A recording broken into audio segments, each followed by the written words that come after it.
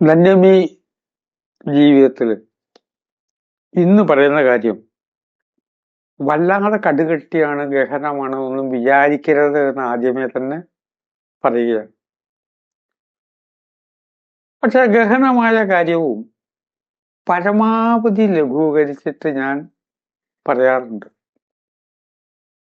എൻ്റെ ഒരു വായനാശീലം, ജീവിത നിരീക്ഷണം ഇത് വെച്ചിട്ട് ഞാൻ തന്നെ ആലോചിക്കാറുണ്ട്.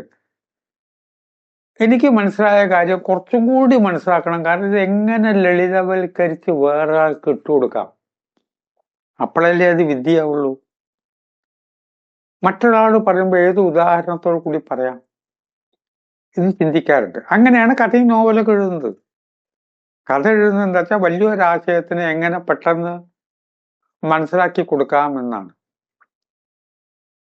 നമ്മുടെ ജീവിതത്തിൽ 3 അവസ്ഥകളുണ്ട്.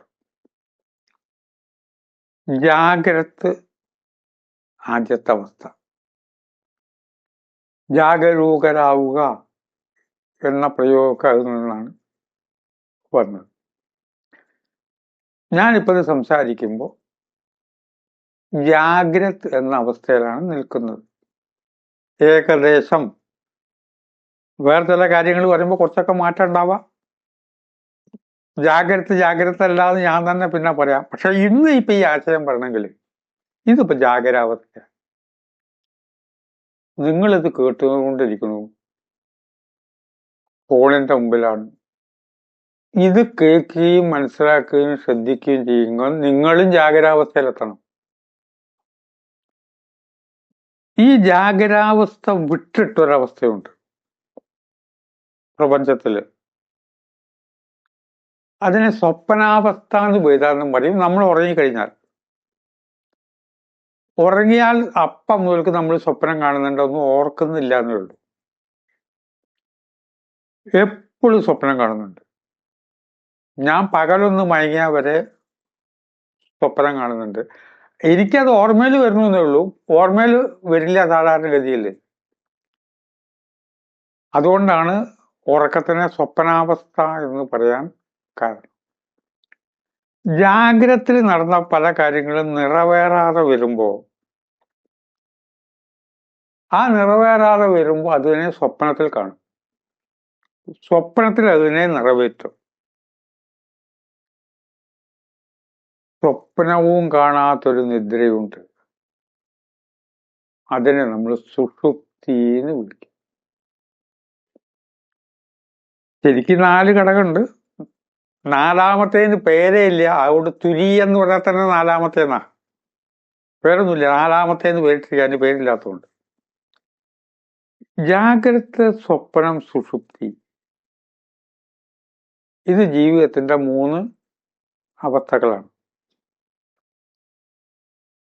പകല് മുഴുവൻ പൊതുവെ ജാഗ്രതാവസ്ഥയിലാണ്. രാത്രി സ്വപ്നം കാണാതെയും കിടന്ന് ഉറങ്ങല് സുഷുപ്തി. ഇതിനെ സ്ഥൂലം, ജാഗ്രത എന്ന് പറഞ്ഞാൽ സ്ഥൂലം, സ്വപ്നം എന്ന് പറഞ്ഞാൽ സൂക്ഷ്മം, സുഷുപ്തി എന്ന് പറഞ്ഞാൽ കാരണം. സ്ഥൂലാവസ്ഥ, സൂക്ഷ്മാവസ്ഥ, കാരണാവസ്ഥ. ഇതിൽ ഏറ്റവും പ്രധാനപ്പെട്ടതും ആഹ്ലാദപ്രദവുമായുള്ള കാര്യം കാരണാവസ്ഥയാണ്. സുഷുപ്തി. സുഷുപ്തിയിൽ ലയിച്ചു നമ്മൾ പറയാറില്ലേ. അതിനെന്താ തടസ്സം? സ്വപ്നമില്ലാത്ത അവസ്ഥ ഉണ്ട്. സ്വപ്നം നമ്മളിങ്ങനെ കണ്ടുകൊണ്ടിരിക്കുകയാണ്. കണ്ണടച്ച് കിടന്നു കഴിഞ്ഞാൽ തുടങ്ങി സ്വപ്നം. ആ സ്വപ്നത്തിന്റെ ലെങ്തിനെ കുറിച്ചൊക്കെ പലരും പഠിച്ചിട്ടുണ്ട് കേട്ടോ. ആ പഠനങ്ങളൊക്കെ മനസ്സിലാക്കുമ്പോൾ വളരെയേറെ സംഭവ പരമ്പരകള് പൂരം കാണാൻ പോയിട്ട് രാവിലത്തെ പൂരം മുതൽ വൈകുന്നേരത്തെ പൂരവും അനുഭവവും മുഴുവൻ സ്വപ്നത്തിൽ കാണുമ്പോൾ 1.5 സെക്കൻഡ് കൊണ്ടാണ് അത്ര കാണുന്നത്. ഇതൊക്കെ ജാഗരാവസ്ഥയുടെ ടൈം ലെങ്ത് അല്ല ഇതിന്, ടൈം ലെങ്ത് വ്യത്യാസമുണ്ട്. എന്തായാലും ശരി, ഈ സ്വപ്ന ലോകത്തുനിന്ന് മാറി സുഷുപ്തിയിലെത്തിയാൽ ആ സ്വപ്നവും ഇല്ലാത്ത നിദ്രയാണ്. അതിനുള്ള വിദ്യയെക്കുറിച്ച് ചില പഠനങ്ങൾ നടത്തിയവർ പറയണു, ജാഗ്രത്തിനെ സ്വപ്നമായിട്ട് കരുതുക. ഈ അറിവ് മഹാബലിക്ക് ഉണ്ടായില്ല. ജാഗ്രത്തിനെ നിങ്ങൾ സ്വപ്നമായി കരുതും, സ്വപ്നമല്ലേ സത്യത്തിൽ ഇതൊക്കെ. നമ്മളിപ്പോ ജാഗ്രതാവസ്ഥ എന്ന് പറയുന്നത് ഇന്ന് കണ്ടോരെ നാളെ കാണുന്നുണ്ടോ? നമ്മൾ നാളേക്ക് ഉണ്ടോ തീർച്ചയുണ്ടോ? ഒരു വല്ലാത്തൊരു വാർത്ത കേൾക്കുമ്പോഴാണല്ലോ ഇതൊക്കെ ഒരു സ്വപ്നമായിരുന്നു കേട്ടോ. ചിലവരുടെ വേർപാട് അങ്ങോട്ട് ബുദ്ധി ഉൾക്കൊള്ളാൻ പറ്റുന്നില്ല. ദിവസേന കാണുന്ന ആളാവേ, ഒരു ദിവസം ഇല്ല, ഉൾക്കൊള്ളാൻ കഴിയില്ല. ഈവനിങ് വാക്കിന് മുമ്പ് പതിവായിട്ട് കാണുന്ന ആളുടെ അവിടെ എത്തുമ്പോ ആ കോളനി തുടങ്ങുന്ന നിർത്തിയിൽ അയാളുടെ ഫോട്ടോ വെച്ചിട്ട് ഇന്ന ആൾക്ക് വിടാ, ഞെട്ടാണ്. നടന്നു പോകുമ്പോ അയാളെ അവിടെ വെച്ച് കാണുന്ന വിചാരേ തൂക്കൊടൊന്നുമില്ല നമ്മുടെ അറിവില്.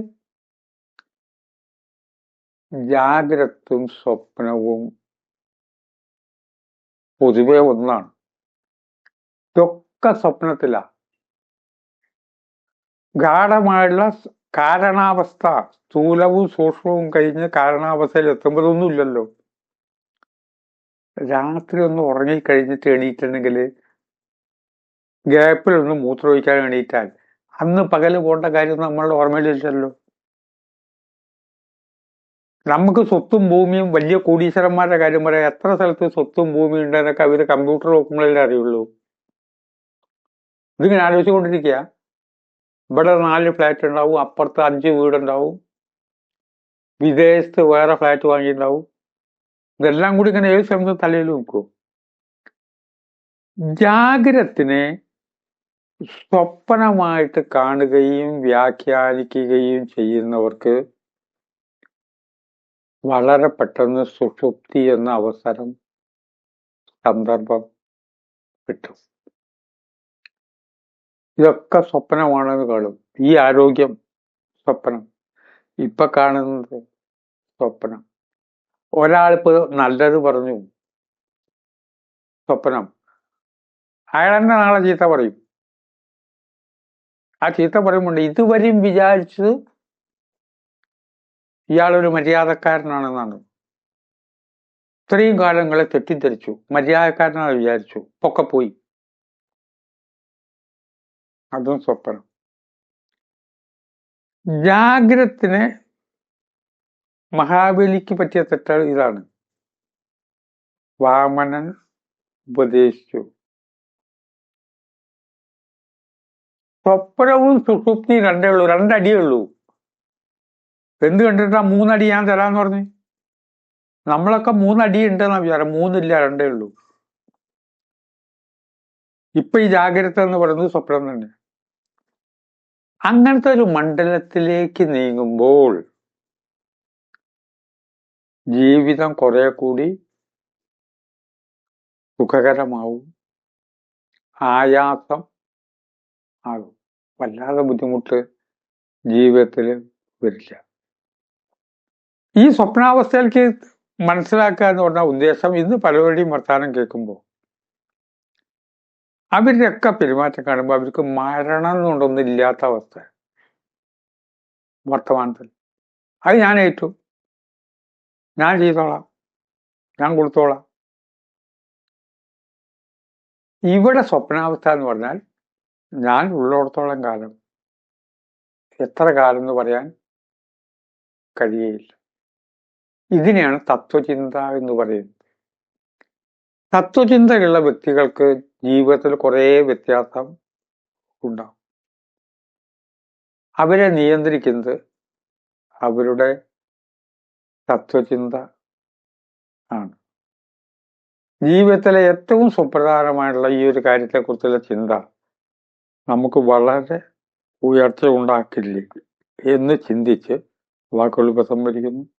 നമസ്കാരം.